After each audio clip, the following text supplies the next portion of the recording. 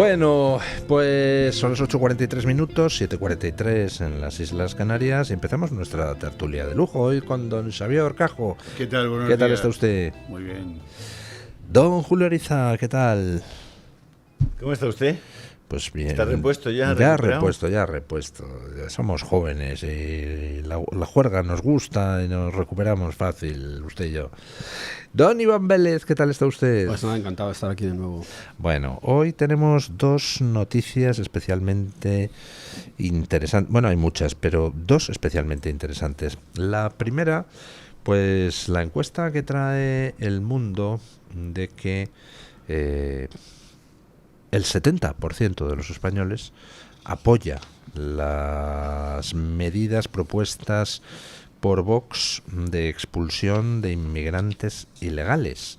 Y se trata de un apoyo bastante transversal. Los votantes del PP y de Vox, por supuesto, muy mayoritariamente lo apoyan, pero es que también más de la mitad de los electores socialistas apoyan esas medidas de Vox. Y estamos viendo cómo se ha liado en Torre Pacheco, pues una bastante gorda a raíz de un episodio enormemente preocupante, que es esa paliza a un anciano de 68 años por un grupo de magrebíes que le apalizan por diversión. Y a raíz de eso, pues se ha montado una importante en el pueblo. Parece que ya han detenido a dos de los protagonistas de la paliza y que el principal responsable pues ya está identificado, pero aún no ha sido detenido. Quizá esas detenciones pues contribuyan a cambiar un poco el panorama.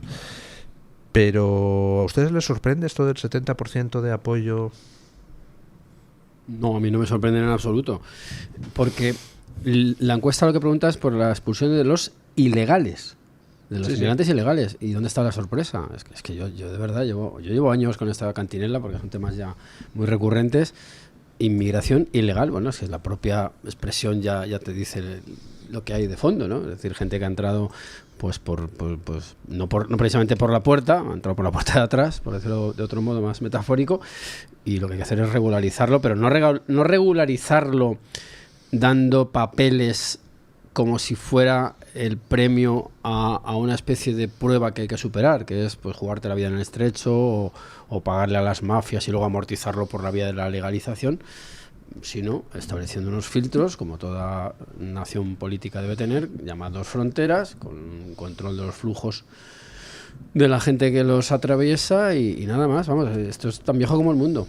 Tan viejo como el mundo. Esto es algo que se pierde en la noche de los tiempos. El fenómeno de la emigración y de la inmigración, ahora disuelto con el término migración, que siempre me remite un poco a las aves, ¿no? A las aves migratorias, ¿no? Pero vamos, que los españoles quieran que los inmigrantes ilegales salgan de España me parece de lo más lógico, ¿no? No hay poco que comentar, creo yo.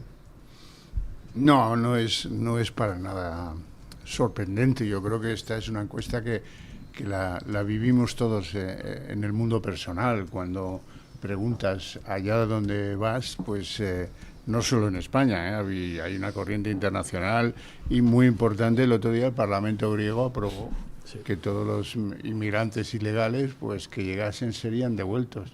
Hubo bronca en el Parlamento, sí, pero ya lo tienen aprobado, con lo cual los griegos, que tienen una posición como la nuestra difícil, ya bloquearon con sus barcos militares lo que llegaba de Asia y ahora les queda lo que les llega de África y eso lo quieren devolver, tal cual llegan, son devueltos. Eso es lo que se aprobó. Y bueno, pues hay países como en Italia han conseguido algo estupendo. En Italia lo han conseguido con un BOE, con una ley que dice, oiga, si usted es ilegal no tiene derecho a ningún tipo de ayuda pública. ¿Qué ha pasado? Es disuasorio eso. Porque se han buscado otro país, ¿no? Y probablemente algunos de esos estén ahora con nosotros. Y respecto a lo de Torre Pacheco, bueno, lo primero, yo creo que eso de que el 30% de la gente de Torre Pacheco son inmigrantes es mentira, son más del 50%. Es mentira, porque ¿cómo censas tú al que no quiere ser censado? Es verdad que, como en muchos otros sitios de España, es una inmigración que ha sido tolerada durante muchos años porque era necesaria mano de obra plantando las lechugas o los melones. también es verdad que se ha consentido durante muchos años que hubiera una capita de miedo en la población de Torre Pacheco, porque pasaban pequeñas cosas. Esas pequeñas cosas que hacen que los chavales autóctonos no puedan salir a jugar por la noche en verano a pesar del calor, porque temen ser objeto de agresión, ser objeto de burla, ser objeto de insulto o de robo. Fundamentalmente de robo. Se ha consentido un trapicheo de droga extraordinario con el cual eso se traslada a que haya un joven de segunda o de tercera generación que ya no ha venido a plantar lechugas, ha venido a buscarse la vida. Y bueno, hubo este incidente del hombre domingo al que le dejaron un ojo muy fastidiado y le dieron una paliza por diversión, como tú decías, ¿no? Y si eso no solivianta a la gente, ¿qué esperáis que pase? Claro que solivianta eso a la gente, y mucho, y mucho. Ahora volverán las aguas a su cauce, seguro, en el momento en el que los señores de la Guardia Civil terminen la operación de detención de que es uno más o menos conocido, por lo visto, que está durando un poco demasiado. Sí. Hay críticas en Torre Pacheco sobre cómo asistieron los guardias civiles al agredido. Hay quien dice, yo no lo sé, pero hay quien dice que ni siquiera se bajaron del coche patrulla, que llamaron a la ambulancia y que se esperaron en el coche patrulla a que lo evacuaran, ¿no? Bueno, a lo mejor es que les daba yuyu, pero no parece que esa sea una actitud propositiva por parte, en este caso, no sé si es del todo cierto, de la Guardia Civil, lo cual anima al cabreo. El cabreo proviene de que las policías locales de los municipios españoles han dicho, ahí va, la que nos han dejado en las manos, tráfico de drogas, la violencia callejera. En Madrid, es que ni hablamos de ello. En Madrid hay una cantidad de asaltos de inmigrantes a las cruces y los hierros de los cementerios espectacular. Y esto no llega ni al papel impreso, porque la policía local, eso no son mis obligaciones. Hay que redefinir el marco de obligaciones de las policías locales, sobre todo en los lugares donde no hay Guardia Civil de puesto o no hay Policía Nacional. Bueno, la verdad es que yo recuerdo que en el recurso de inconstitucionalidad que le presentó el Partido Popular a la ley del aborto de Zapatero, que lo presentó Federico Trillo Figueroa, cuando se produce la entrada del recurso, el Tribunal Constitucional dice, bueno, vamos a suspender por el momento, hubo 2 votos particulares en ese sentido, vamos a suspender la entrada en vigor por lo pronto como medida cautelar mientras no hay una sentencia. 11 años pasaron hasta que se cambió aquel Tribunal Constitucional, no hubo sentencia, por supuesto. ¿Y qué decían aquellos votos particulares? Decían, hombre, mejor que suspendamos la aplicación, porque el daño que se va a producir por la aplicación de esta ley mientras no haya sentencia, luego será simple y llanamente inarreglable. Es decir, no podremos volver atrás, habrá habido muchos muertos. Bien, en el proceso de la aceptación y la asunción de la inmigración, tal como en este momento una parte de la sociedad española la ha admitido, ya hay daños irreparables. Y ya ha habido muchos daños irreparables. Esa chica que violaron el otro día es un daño irreparable, ese hombre al que le han pegado una paliza es un daño irreparable, pero como ese, miles y miles de personas que ya han sido afectadas por ese daño irreparable, como ya hay personas que han sufrido el daño irreparable de la aprobación de la ley del sí es sí, porque ya ha habido presos que han salido en virtud de la aplicación de esa ley y ya han cometido de nuevo delitos semejantes. Bueno, alguien algún día tendrá que responder de los daños irreparables y tendremos que explicar a la ciudadanía que hay cosas que en el futuro ya no tendrán marcha atrás. Y una de ellas, sin duda ninguna, es el tema de la inmigración ilegal, donde comentábamos antes de comenzar la tertulia que, por ejemplo, en Francia la solución del asunto ya tiene una dificultad casi absoluta, ¿no? Aquí estaremos en muchos sitios pronto en esa misma situación. y mucha gente se tirará de los pelos, se asombrará, se dará con la cabeza en la pared diciendo ¿qué hemos hecho? Pues no, ¿qué han hecho? ¿Qué han hecho todos los que han estado gobernando hasta hoy? ¿Qué han hecho los gobernantes de Murcia hasta hoy? Independientemente de qué color sean aquellos que han estado gobernando en Murcia, pero la realidad de Murcia hoy viene de la realidad de gobierno de hace 20 o 30 años. En fin. Bueno, vamos a ver si efectivamente se calman los ánimos con la detención de los responsables del hecho que da origen a todo el tema. Pero al hilo de la encuesta del Mundo que comentábamos, de que el 70% de los españoles, incluido el 57% de los votantes del PSOE, respalda la propuesta de Vox de expulsar a todos los inmigrantes ilegales, al hilo de eso me gustaría reflexionar sobre los mensajes que se están lanzando en los medios progres. Porque en los medios progres siguen a piñón fijo con la cantinela de la extrema derecha, por Dios, cogen y aprovechan el tema para organizar disturbios racistas, patatín, patatán. Yo creo que no se dan cuenta de que el chip ha cambiado en la sociedad y de que ese tipo de mensajes lo único que hacen es alejarles a ellos, a los medios progres, de la sociedad.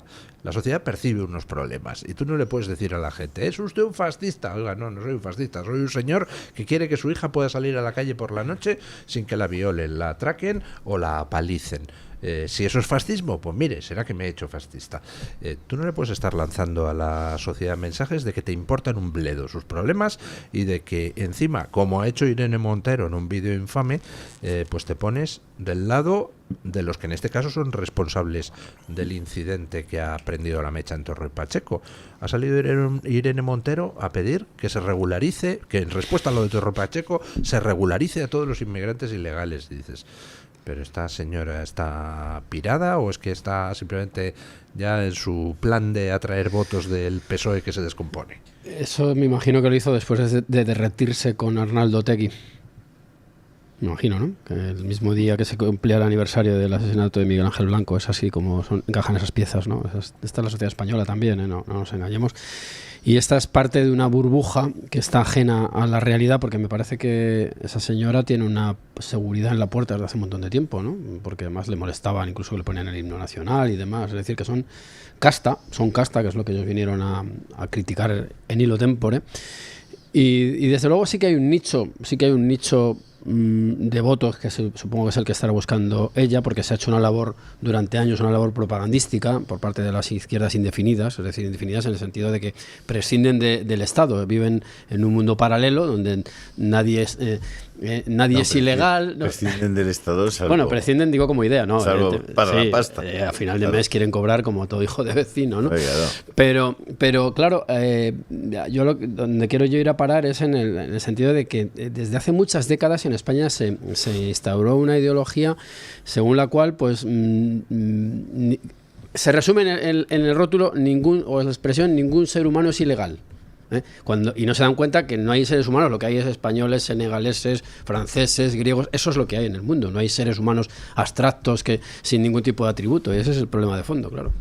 Esto que es decías... que el complemento, digamos, el calificativo del legal no se aplica al ser humano, se aplica al ciudadano. Es que no. Esto que decías de la inmigración, fíjate que también pasa, Luis, con la ocupación. Incluso que son vectores que a veces coinciden. En Sabadell el otro día hubo un estallido de vecinos contra ocupas, pero producido porque hay unos inmigrantes que generan presión sobre las mujeres que no son musulmanas que viven en ese barrio, generan hurtos, generan trapicheo, generan tal, y hubo pues un estallido de carácter local muy claro y muy contundente. La gente está harta de todo esto y la política no les da soluciones, no les da nunca soluciones, y esto pues genera que, con independencia de que uno vote a una opción o a otra, pues tenga muy claro lo que no quiere en su barrio, porque el que vive allí lo sufre, o sea Torre Pacheco, sea Sabadell. Tenemos que irnos acostumbrando a que haya focos de estallidos locales, porque no es el primero. Recordad que en el Ejido se han visto algunas veces. También hubo algunos en Cataluña, concretamente en Tarrasa. Sí, en Cana Anglada. Sí, Que efectivamente. se vaya una noche a dar un paseo ella solita por Cana Anglada, ella sola, a dar un Cana voltio. Anglada, que era el feudo donde se crea comisiones obreras en Cataluña, Eso es. obreristas, tal cual, gente incluso pues mucho comunista, que en las elecciones se veía que ahí seguía habiendo un pozo de voto a Izquierda Unida y tal. Pues ahí se produce un brote espectacular.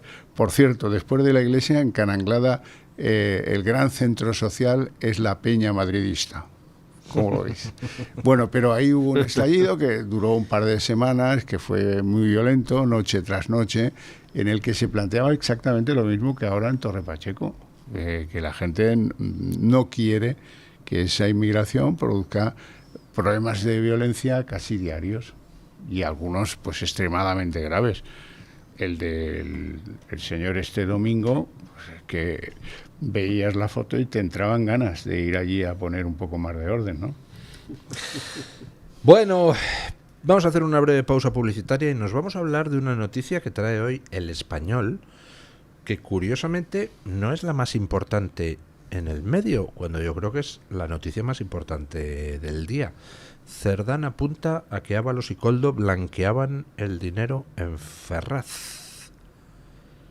Pausa publicitaria, y a ello porque estaríamos hablando de financiación ilegal del partido, vamos, ya con toda claridad.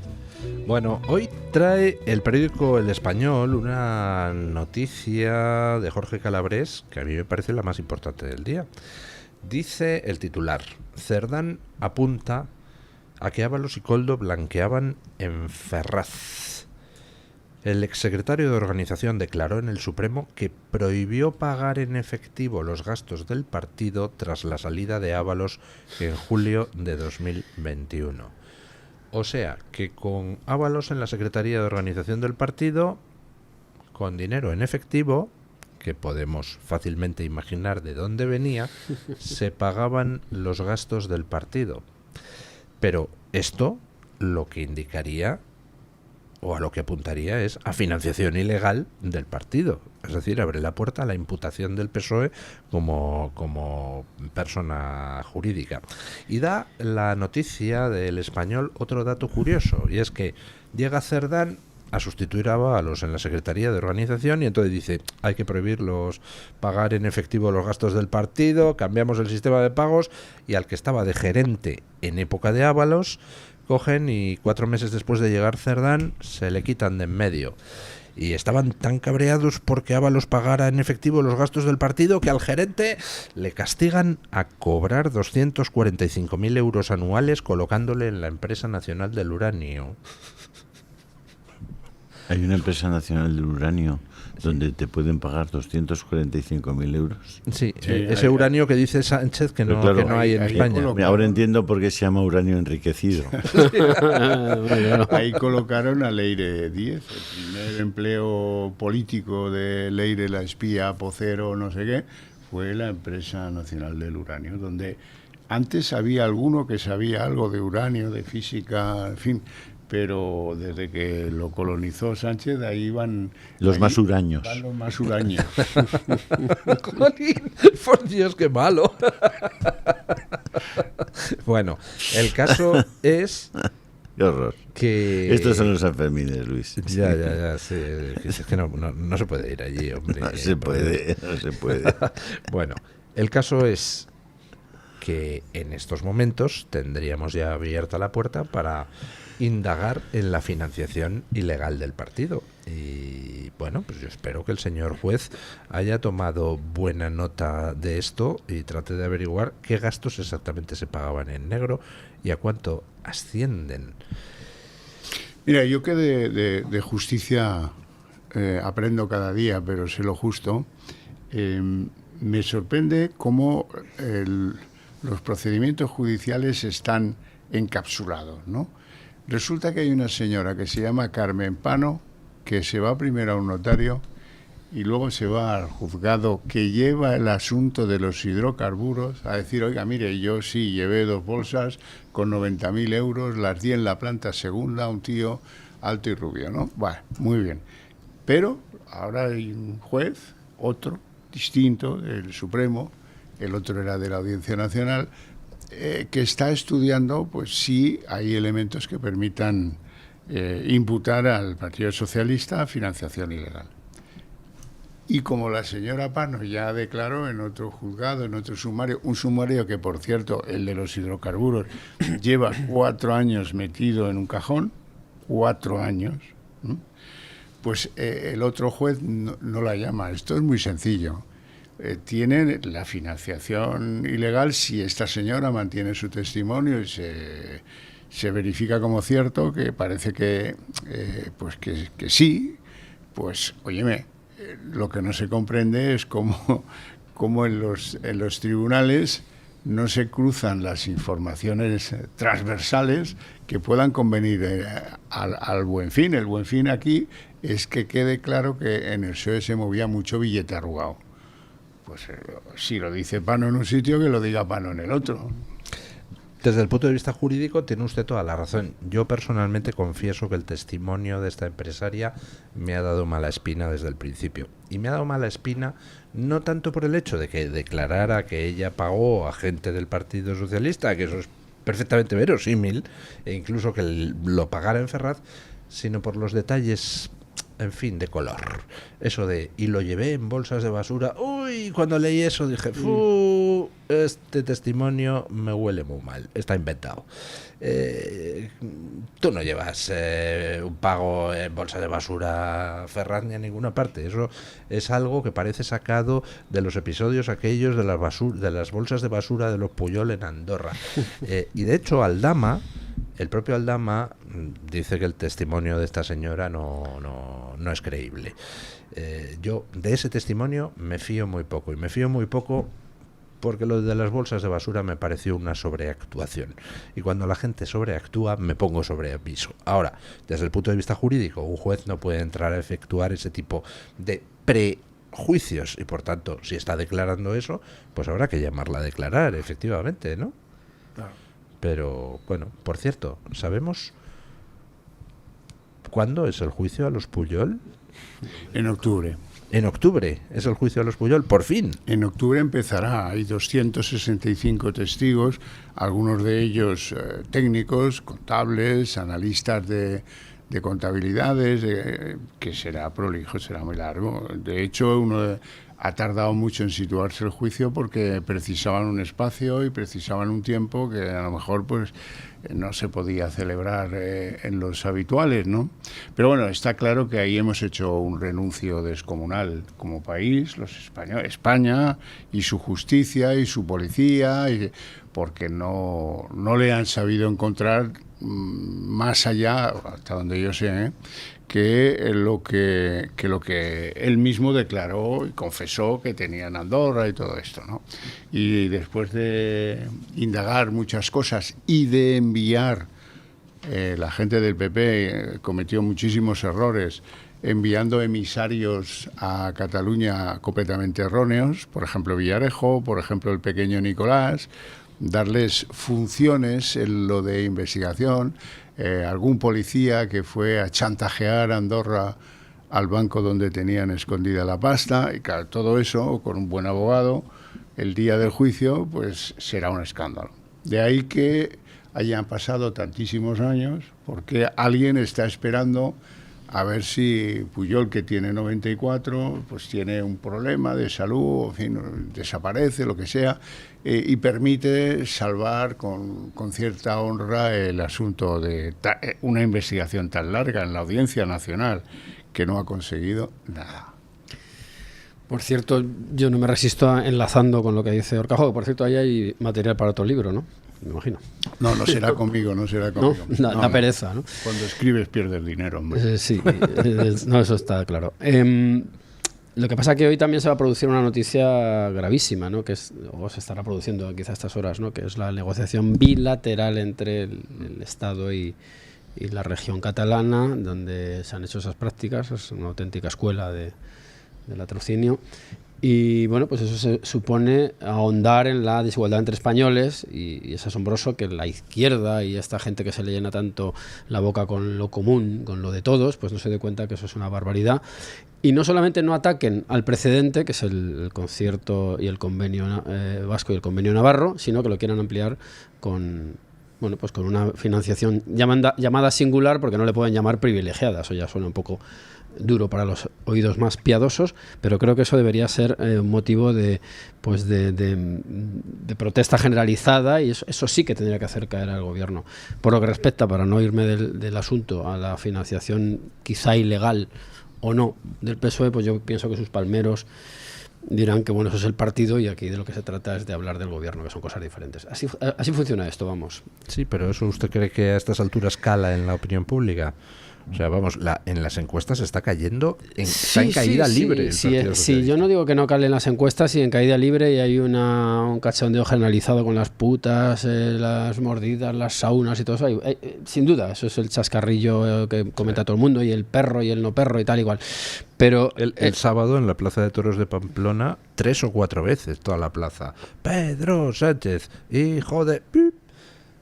Sí, pero quien tiene que hacer caer a Pedro Sánchez son una serie de facciones que están en el mejor de los casos posibles. La debilidad de un presidente del gobierno al cual le van a sacar todo, todo. Que no es a él, que es al resto, que es a los españoles. Y ese es el problema de fondo.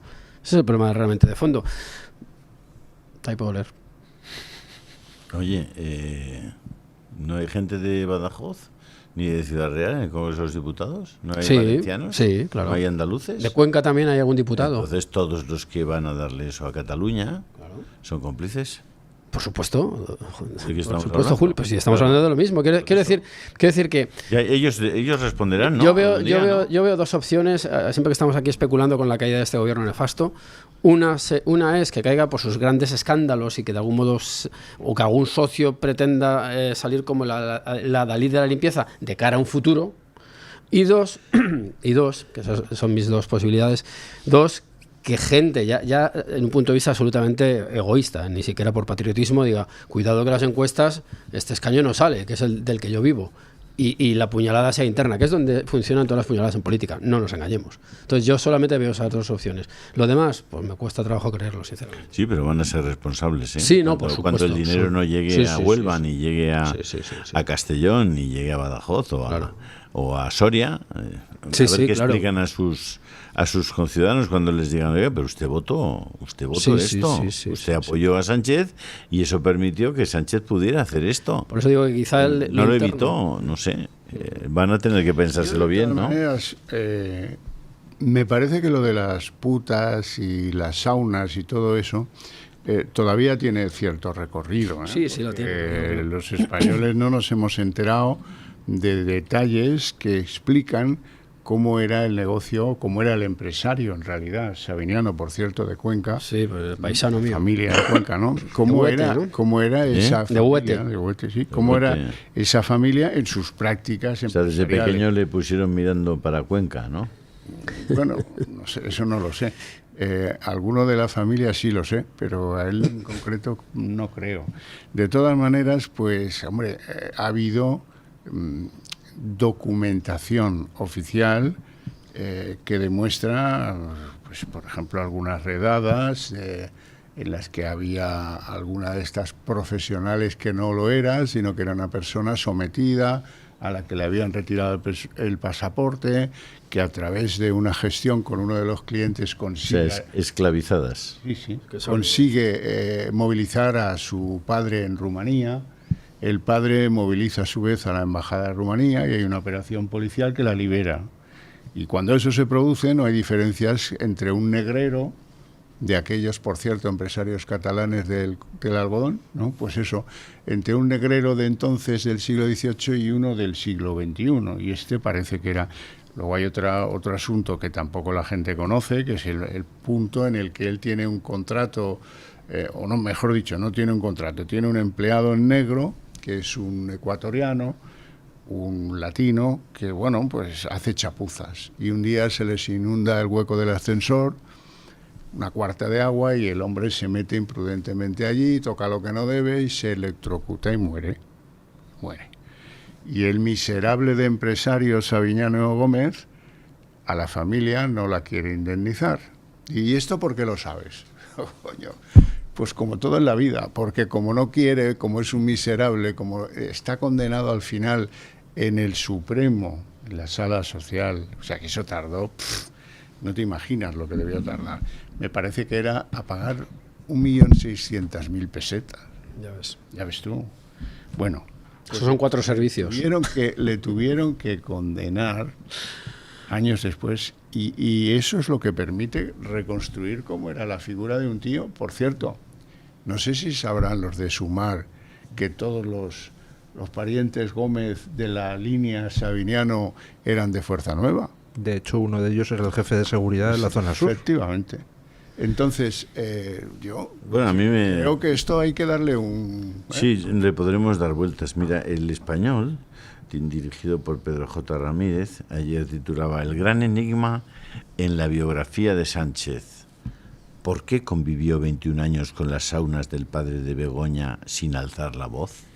Y yo me pregunto, ¿y por qué convivió Pedro J. y todos los periodistas del Mundo, del País, de La Vanguardia, del ABC, con las 6 páginas de putas que llevaban todos los periódicos? De publicidad de putas. Sí, claro. Claro, porque si las páginas eran de publicidad de putas que pagaban al periódico. Yo supongo que toda esa gente convivir durante más de 21 años y ganar dinero con el dinero de la prostitución. ¿Conocéis a alguien que alzara la voz todos esos años por las páginas de prostitución de las que vivían y cobraban el sueldo todos esos periodistas tan honrados, tan dignos, sí, oye, de verdad, por favor, mira. Dice Pedro J. Pero aquí se juega. Mira, masajistas diplomadas. Pero el caso es que todo esto que estamos diciendo de las saunas, de la prostitución en los locales, le ha hecho al PSOE empezar a tener una vía de agua en lo que era su caladero tradicional, el voto femenino. ¿Por PSOE... qué? ¿Porque ya no van a poder ejercer la prostitución? No, porque si tú estás vendiendo el mensaje de soy feminista porque soy socialista y de repente si lo que van a hacer es prohibir la prostitución y entonces notas que hay una caída en el voto femenino, pues igual son las que pensaban ejercerla y ahora ya no van a poder. No lo creo, yo creo que más bien son las ingenuas que pensaban... ¿De verdad ingenuas? Sí, hay muchas gente ingenua. O sea que en Podemos no sabían lo que había que hacer para ascender arriba. Las mujeres de Podemos son ingenuas. Pero hablamos del voto socialista, yo no sé el de Podemos. En el voto socialista teníamos que hay una serie de mantras como que el socialista es el partido del feminismo, etcétera, etcétera, etcétera, que sí que calaban y tenían su influencia en los electores. Bueno, de hecho Ábalos también creo que hay un vídeo por ahí donde se declara feminista, ¿no? Es que sí, lo que hay que hacer es una genealogía del feminismo, a ver qué significa, ¿no? Es que es una palabra polisémica. Claro, es que es polisémica como el indigenismo. Vete tú a saber a qué nos estamos refiriendo, ¿no? Perdón. No, que Ábalos, el vídeo es delicioso porque dice él, soy feminista porque soy socialista. Sí, es una relación unívoca que se dice en estos casos, ¿no? Bueno, pues muchísimas mujeres que sí que han creído ese mensaje, ahora de repente ven que todos los que decían eso, pues eran una panda de puteros, entre otras cosas. O sea, y se repartían las mujeres como quien se reparte unas cartas en conversaciones telefónicas. No, la Carlota, que se enrolla muy bien. No, pues la colombiana nueva y tal. Y de hecho lo que se está percibiendo, según el CIS de Tezanos, es que el PSOE ha perdido en un mes la 1/4 parte de sus electores. Y ese descenso es particularmente acusado entre las mujeres. 1/3 de las mujeres que votaban al Partido Socialista ya no le van a votar. Eso es demoledor. No me parece mucho, pero bueno. No, a mí tampoco me parece mucho y supongo que ahora habrá un auge de los cursos de nuevas masculinidades, ¿no? También. Lo digo porque es que es demasiado, ¿no? Quiero decir, es un poco la incoherencia. Un partido que se considera la Dalí del feminismo tiene todo esto dentro. Por cierto, hablando de imágenes, no quiero recordar aquella manifestación del 8M con Begoña Gómez saltando y rodeada de ministras. Es que verdaderamente es escandaloso, ¿no? Pero permíteme una reflexión al hilo de esto. De Sabiniano Gómez, algunos llevamos hablando y escribiendo pues más de 10 años. Hasta que no ha entrado al Congreso, y en el Congreso, el otro día lo mete como puede Feijóo, y a partir de ahí se desata una caída de votos. Porque, ¿qué quiere decir? Que antes la gente no leía o disculpaba o no le daba veracidad. No, la caída de votos viene concretamente de la entrega del informe de la UCO. Cuando empiezan a salir esas grabaciones entre Koldo y Ábalos, los mensajes sobre qué y cuáles quieres para este fin de semana y todo eso, ahí es donde empieza. Y sobre eso ya, lloviendo sobre mojado, viene toda la información. Donde quería llegar es al velo que existe sobre la moralidad de los señores diputados o líderes políticos, como queráis. O sea, es que ahora lo saca Feijóo y se habla de líneas rojas. Es que usted le dice la del PNV, por ahí no, no siga usted por ahí. Me recuerda mucho, perdona, aquello del 3%. Cuidado. Retírelo o manda usted la legislatura a hacer puñetas. Sí. Tiene, pero aplicado a la moralidad de esos señores que nos piden el voto, pues todavía es peor, porque dice, bueno, entonces, ¿qué pasa? Ahí nadie había hecho una prospectiva de cómo se ganaba la vida, de qué vivía, cómo consiguió sus propiedades inmobiliarias, ¿no? Dice usted, ¿cuántas hipotecas contrajo? No, bueno, es que yo de mi suegro me lo donó. Vale, estupendo. ¿Y a su suegra qué se dedicaba? Era un capo mafioso, ¿qué hacías, no? Era ingeniero de minas. Ah, bueno, pues entonces no pasa nada. Pero a la que alcanza la condición de congresista, de diputado, no solo ganas el aforamiento, ganas un tupido velo sobre de dónde vienes y quién eres. Claro, a mí me duele la boca y sigo, ¿no? Me duele la boca de pedir que alguien, Horcajo quizá, hiciera una reconstrucción de la juventud de Pedro Sánchez. Yo creo que hay muchísimas claves que se nos han escapado. Es decir, este señor acaba llegando, es cierto que de una manera muy irregular, aunque ahora se apunta que el quinto viajero del Peugeot podría ser Sabiniano en calidad de financiador, eso están diciendo por ahí, ¿no?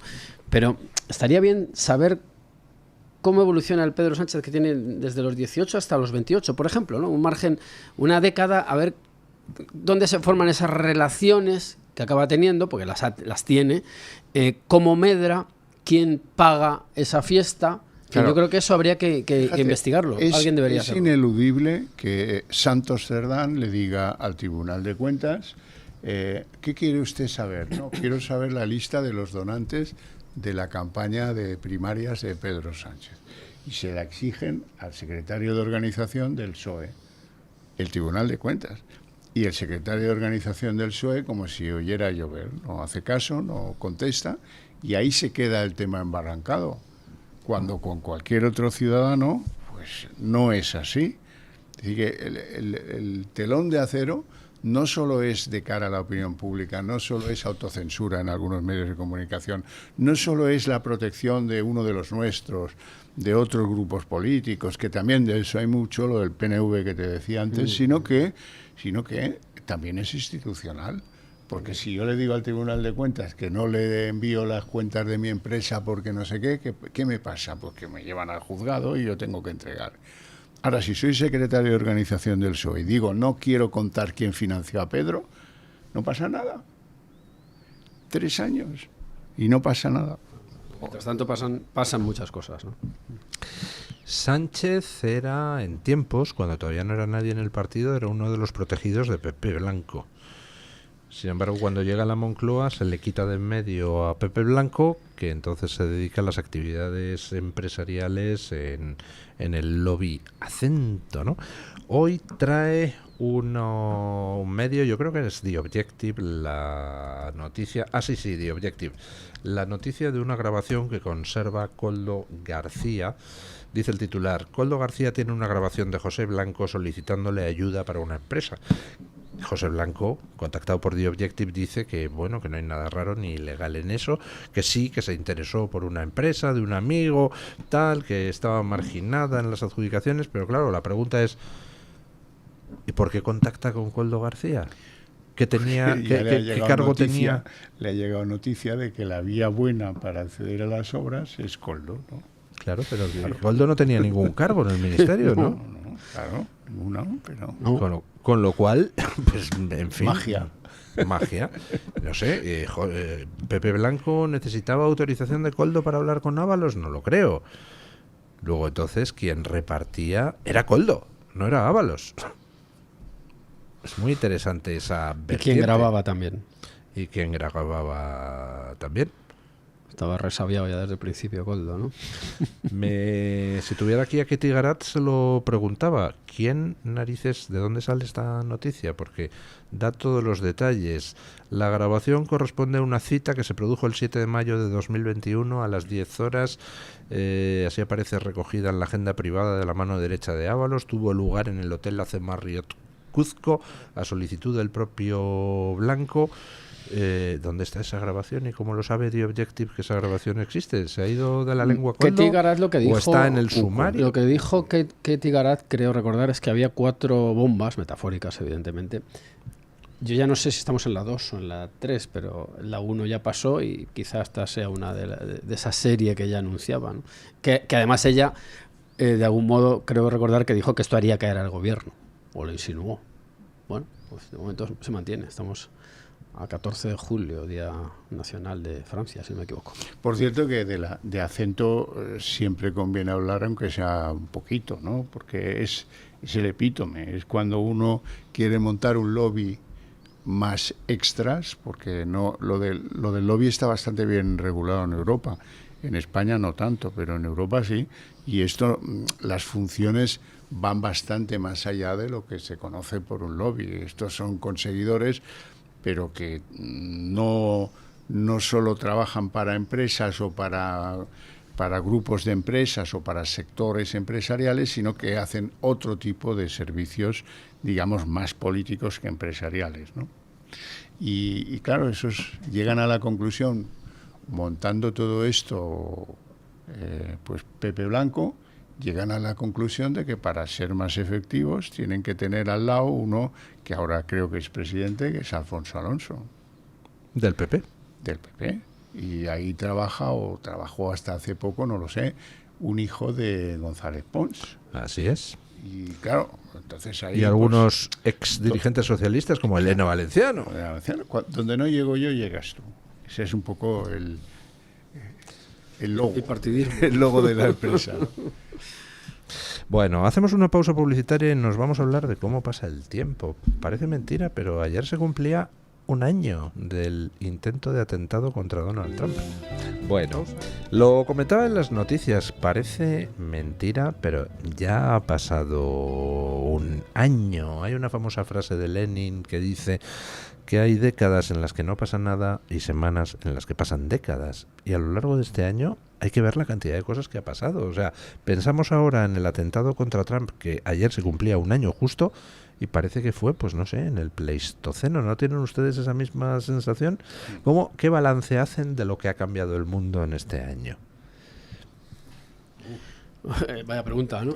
Así. No, bueno, si creen que ha cambiado mucho, que ha cambiado poco. Para mí ha sido que hemos descubierto que en Estados Unidos solo hay 2 sexos, hombres y mujeres. Y a mí eso me parece relevante. Qué raros son los americanos, ¿eh? Sí, son los tipos.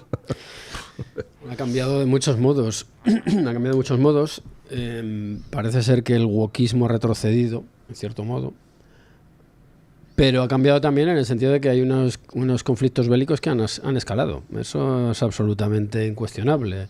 Se puede ser muy trampiano o trumpiano, pero no los ha frenado, eso es cierto. El método presidencialista de resolución de conflictos, por ahora, eso es. por ahora, está fracasando. Está fracasando, sí. Eso, Ahora, eso Hombre, se en puede algún decir. caso ha tenido éxito, ha parado la guerra del Congo que llevaba décadas y ha parado lo que amenazaba con ser un conflicto de consecuencias impredecibles, que era la guerra entre Pakistán e India, que se estaba anunciando después del atentado terrorista aquel en Cachemira, ¿no? Pero la es verdad, importante, la que en tenía Oriente puesto Medio el no ha foco, logrado que es parar. Ucrania. Grandes focos, a pesar de los intentos, que hay que reconocérselos, y a pesar de las presiones. Hoy decía el viernes Donald Trump que hoy iba a hacer un anuncio muy importante respecto de Rusia. Va a venderles armas tanto defensivas Está cabreado como ofensivas. Está muy enfadado con Vladimir. Putin. Vladimir está haciendo tonterías. No acepta entrar en un acuerdo de paz. Sí.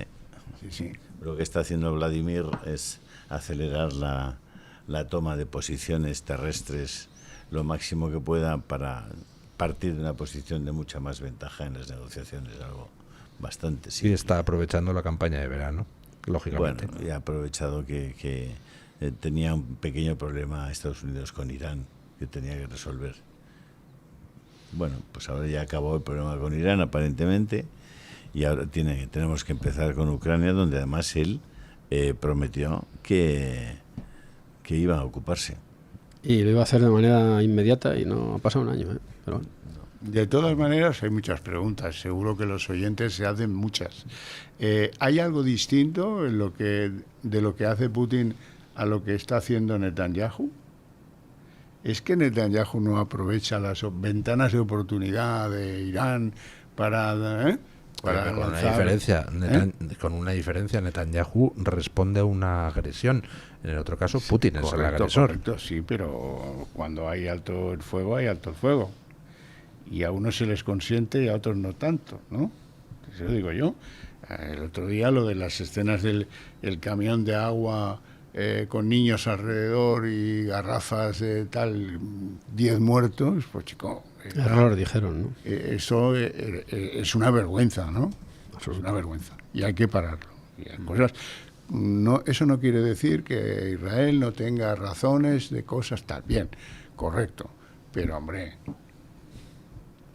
A veces hay personajes que cuando huelen la sangre se chiflan y no atienden a más razón que a más sangre. Y no son capaces, y tú eso no lo puedes solucionar diciendo, bueno, ha sido un triste incidente. No. Eso hay que solucionarlo de otra manera. ¿Quién decide mandar el cohete? Pues no puedes mandar el cohete. Hombre, en una guerra hay bajas colaterales, Sí, lo sabía. sin duda. Entonces, lo que no se puede tolerar es que se busque conscientemente atacar a civiles. Ejemplo, si Putin se dedica a bombardear un barrio residencial en Kiev, pues hombre, eso parece buscar conscientemente bajas de civiles. O sea, como la OTAN en Sarajevo, ¿te refieres? Pues sí. ¿No? Que buscaron conscientemente Sí, bajas de más de se lo 4.000 compro. civiles. Se lo compro, sí. El señor Solana. El camión que sirve agua a un grupo de palestinos que están con las garrafas alrededor. Pues no lo sé, habrá que ver las circunstancias, habrá que ver si en ese momento había 60 tíos de Hamas pasando alrededor del camión. Es decir, todos estamos acostumbrados a ver cómo Hamas utiliza como escudos humanos a la población palestina, como Hamas pone por delante a los civiles para que Israel les dispare. ¿Israel busca conscientemente las bajas civiles? No. Israel, de hecho, avisa de los bombardeos pues prácticamente siempre con antelación para que la gente evacúe. Entonces, que hay veces que se producen errores, se pueden producir. Y en el ejército israelí lo que hacen es investigar cada uno de esos hechos. Hay veces que puede haber algún soldado israelí especialmente celoso y que odia a los palestinos y entonces se le vaya la olla. Los hay, sí, pero el ejército israelí los castiga. Es decir, no son cosas comparables lo que pueda pasar con Israel y lo que pueda pasar si uno bombardea un barrio residencial de Kiev. Es distinto. No sé, veo yo. Bueno, aparte del asunto bélico, ¿qué más ha cambiado en este año?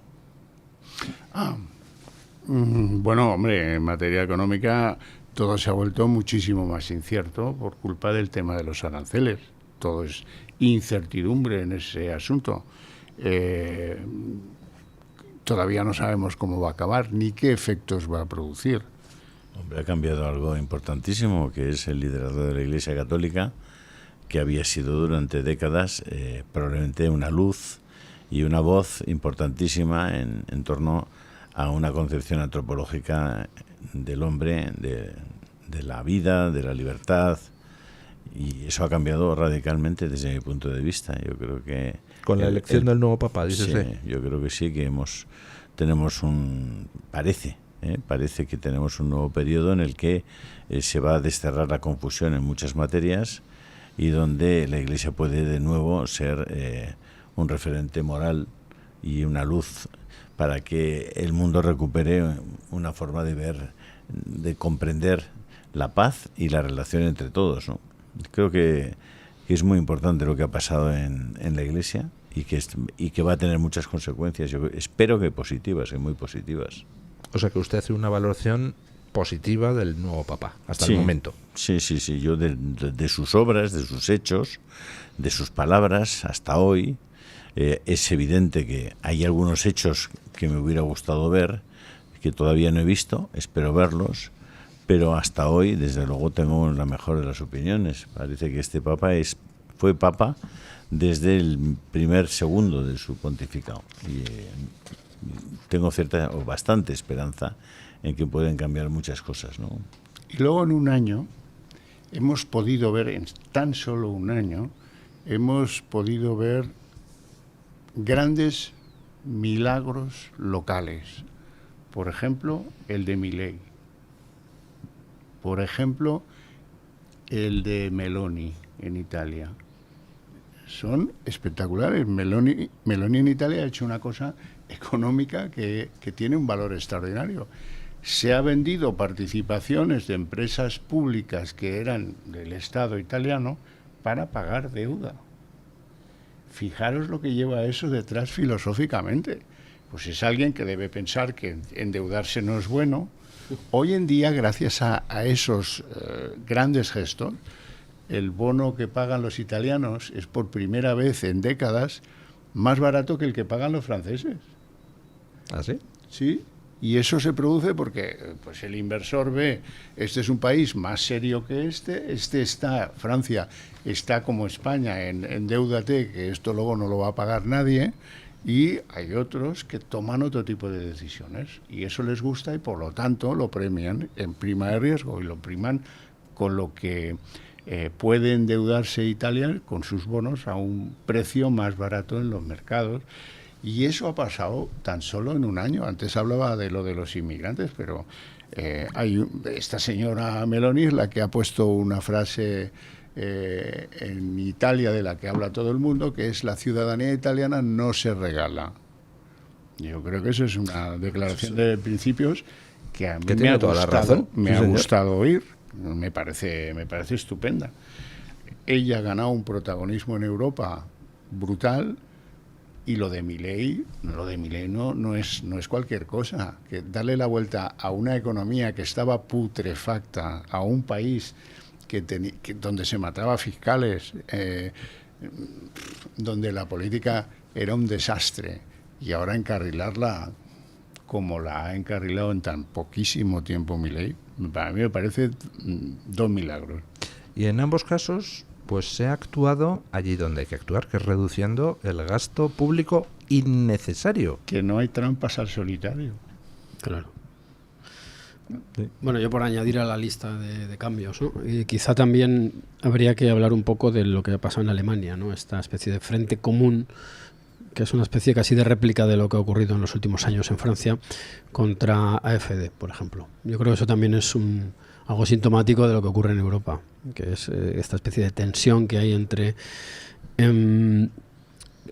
formaciones, podemos llamarlas globalistas, y formaciones patrióticas. Creo que eso también es un elemento de tensión digno de análisis, si estamos hablando un poco de lo ocurrido en el último año.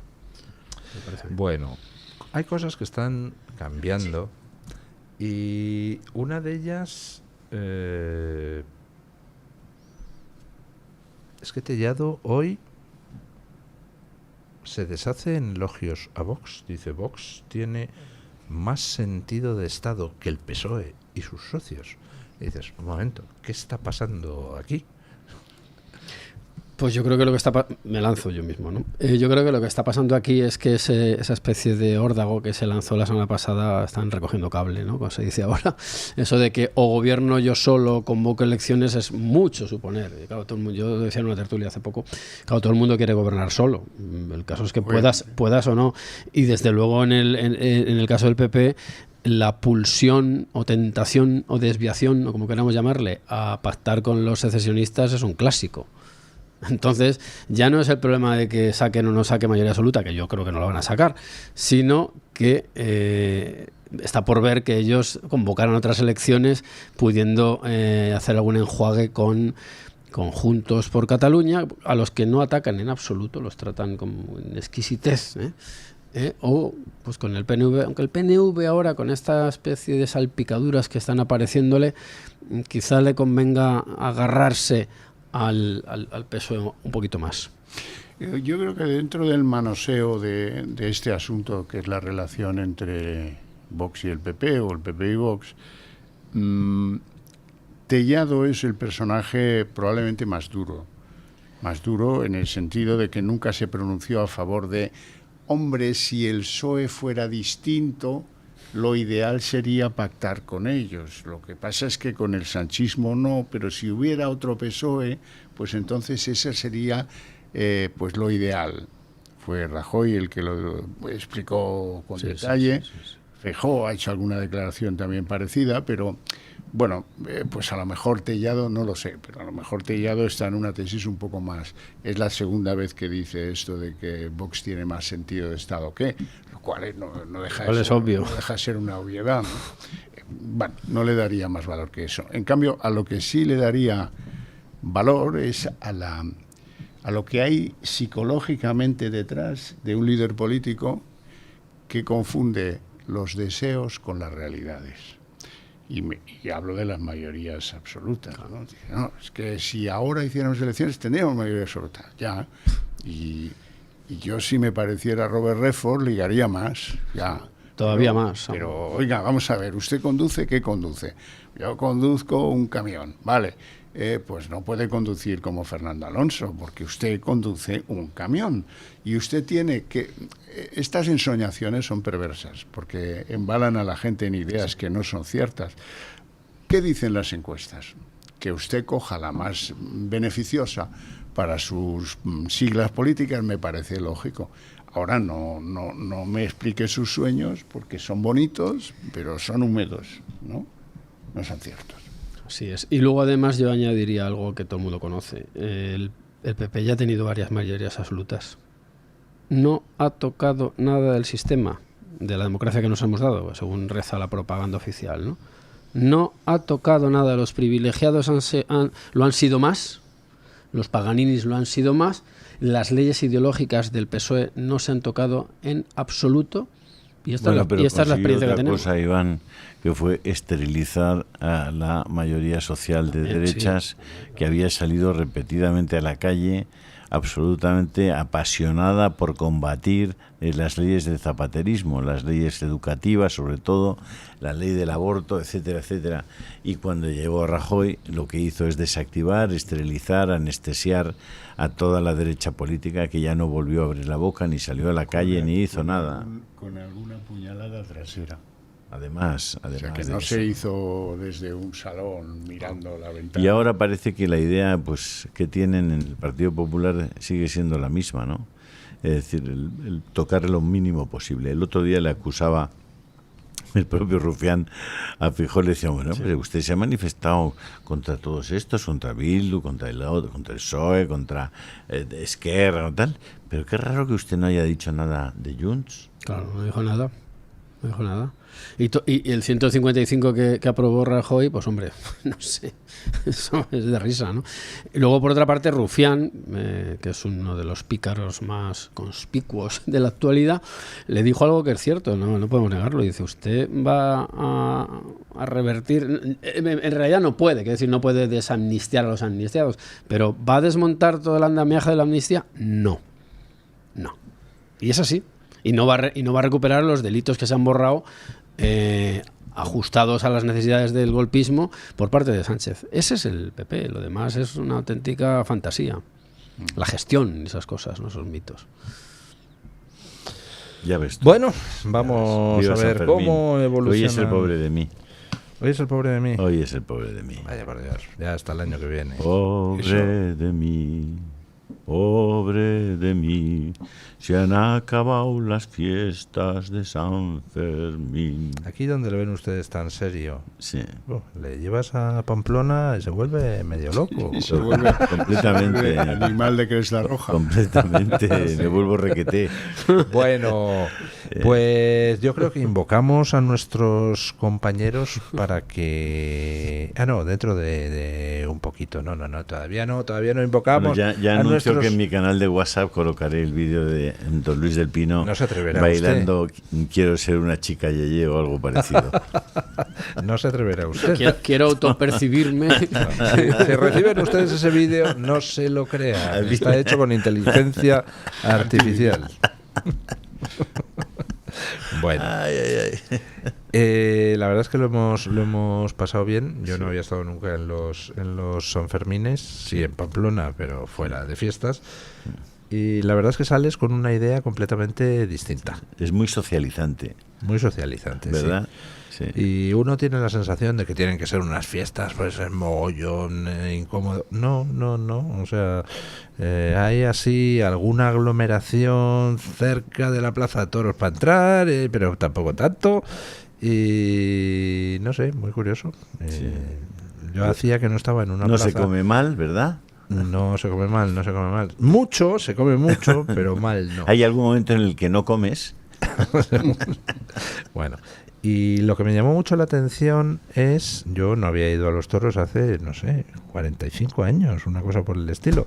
Sí. Y me llamó mucho la atención el ambiente en la plaza de Pamplona, Sí.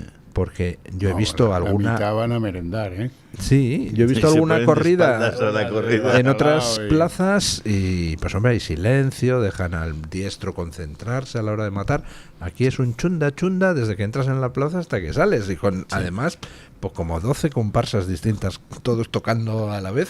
Claro, no hay quien Compitiendo. se concentre. Los pobres diestros no, Sí, pobrecillos. no lograban clavar una espada, un estoque a la hora de matar, ni en broma. Estuvo toreando Roca Rey, que hizo una faena buenísima en un toro, Es verdad. pero luego falló 3 veces. A la Pero hora Morante de- abrió la puerta grande el otro día. Sí, eso es verdad. Eso es ¿Estuvo verdad. usted?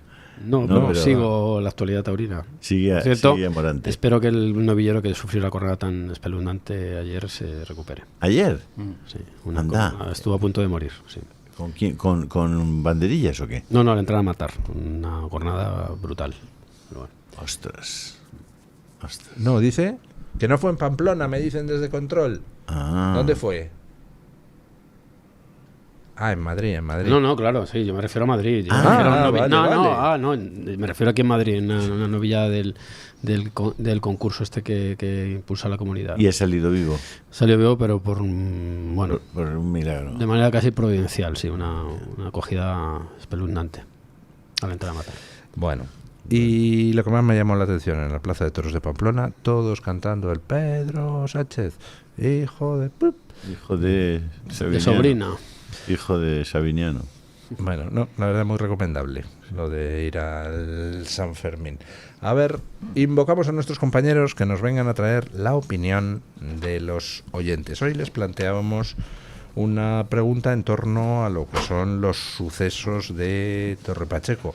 ¿Quién demonios tiene la culpa de lo que está pasando? Buenos días, doña Carmen Carbonell. ¿Qué tal, don Luis? Muy buenos días a todos. Hoy les traemos la opinión de los oyentes y lo primero, queremos pedir disculpas a los oyentes de Madrid y a los seguidores que a través de la TDT nos han intentado pues acompañar en todo este programa por los continuos cortes. Solo hemos tenido incidencia en Madrid, solamente en la TDT.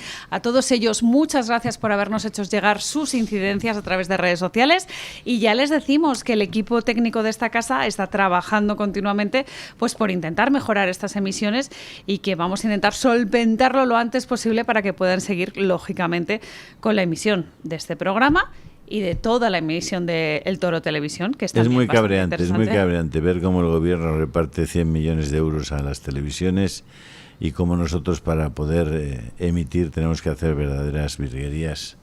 En fin, yo aprovecho ya que usted cuenta esto para pedir a los espectadores y a los oyentes que se hagan socios del Club de Amigos cuanto antes. Por ejemplo, es una muy buena manera de ayudarnos y sobre todo yo les doy las gracias por la paciencia, porque además en muchas ocasiones nos hacen llegar estas incidencias de la mejor manera posible e intentando colaborar con esta casa. Pero que se producen, Carmen, por la escasez de medios. Así es.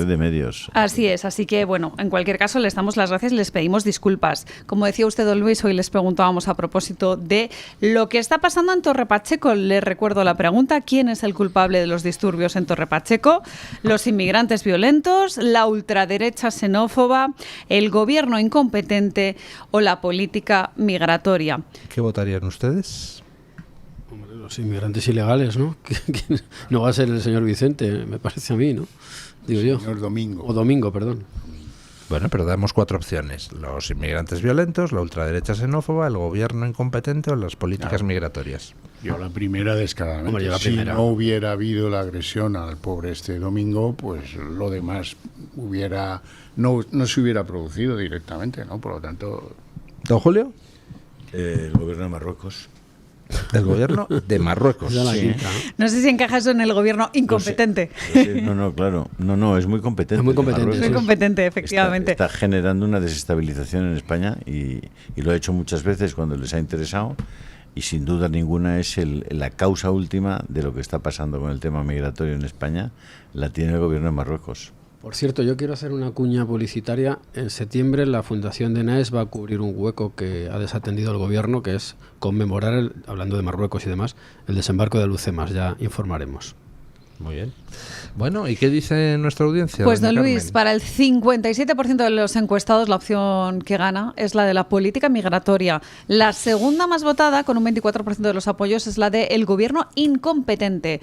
Para el 17% de los encuestados la culpa es de los inmigrantes violentos y para un 2% la ultraderecha xenófoba. Y hay comentarios en Twitter. Este es de Elens Guitar, que dice que la política migratoria pactada por el bipartidismo y el Ministerio del Interior es realmente el culpable de esta situación en la que estamos. Hilda dice que están creando el caos para darnos la solución, que es más represión a los ciudadanos españoles por nuestro bien, entre comillas. Esto no es emigración, esto es una auténtica invasión. En las publicaciones de YouTube, Tony DR1073 dice que la incompetencia del gobierno, que traduce una política migratoria lamentable, introduciendo en España personas sin ningún historial, documentos e información sobre ellos, hace que terminen cometiendo delitos. Y nuevamente la incompetencia del gobierno, que no actúa contra los delincuentes, es el motivo por el que hemos llegado hasta aquí, por el buenismo y la laxitud del sistema penal. En el chat de YouTube, Antonio Pérez Herrera dice que el responsable y culpable es el gobierno incompetente, que incumple la política migratoria y alienta la inmigración ilegal. Y termino con un comentario de Ado, que es nuestro comentarista favorito en el chat de YouTube. Dice: la hipocresía de esta gentuza también molesta. Los que van dando clases de ética y proponiendo leyes para abolir la prostitución, refiriéndose precisamente a cómo se da golpes de pecho el Partido Socialista cuando ve estos terribles casos como los de Torre Pacheco. Bueno, hay un artículo en el canal de WhatsApp, en mi canal de WhatsApp, que recomiendo, de Taleb Ali Salem, sobre el tema de Marruecos y su política migratoria y su presión sobre la política española, que no tienen que perderse, hablando además del tema saharaui, que es uno de esos temas que estamos olvidando, pero sobre los que habría que poner de nuevo el foco lo antes posible, porque lo que está haciendo Marruecos con los saharauis, en fin. ¿Qué les ha parecido a ustedes esta escalada de presiones de Marruecos, donde cierran la aduana comercial de Ceuta y Melilla, a los 2 días le ponen una carta a Feijóo diciéndole ojito con lo que dices del Sáhara? Y reabren los comités de promoción de Ceuta y Melilla marroquíes. Sí. Bueno, yo creo que Marruecos tiene el proyecto del Gran Marruecos. Ojo con el Gran Marruecos, porque el Gran Marruecos, el más grande de todos los grandes Marruecos, incluiría parte de la península. Lo digo porque ellos se reclaman herederos de los almorávides, que esto nos puede parecer muy lejano, pero que cala hondo, como todas las naciones tienen sus mitos. Y ellos han olido han olido, son conscientes de la debilidad de Sánchez, del cual saben al parecer cosas, y ya avisan a la posible alternativa, o alternancia mejor dicho, que sería el PP. Entonces ellos tienen el proyecto de Ceuta y Melilla. Resulta muy interesante el que Marruecos se ponga ahora a lanzar cartas a Feijóo. Eso quiere decir que prevén que el fin de Sánchez está cerca, porque si no, no tiene sentido que a 2 años vista le manden a Feijóo ninguna carta, ¿no? Eso es verosímil, pero yo quiero añadir eso, que Ceuta y Melilla están siendo, esto lo dice mucho Sergio Redondo, continuamente ahí en Ceuta, están siendo marroquinizadas, y es una estrategia muy vieja que estamos viendo allí, una especie de avalancha, si se quiere, incluso los túneles que se han descubierto, el juego que hay con las aduanas, pero que luego en lo que es en la península lo que ahí tenemos es una serie de focos, ¿no? Entonces esto es algo que los partidos que se digan realmente nacionales tendrán que establecer una estrategia clara y nítida con respecto a Marruecos. Bueno, don Iván Vélez, muchísimas gracias. Gracias a usted. Ya nos informará usted de esos actos en conmemoración del desembarco de Alhucemas. Pues ya adelanto que serán en Algeciras el 5 de septiembre. Don Julio Ariza, ya nos hará usted una crónica de su paso por Pamplona. De su paso por Pamplona. Don Xavier Orcajo, le seguimos esta tarde en Muchas Redacción Abierta. Muchísimas gracias por estar aquí.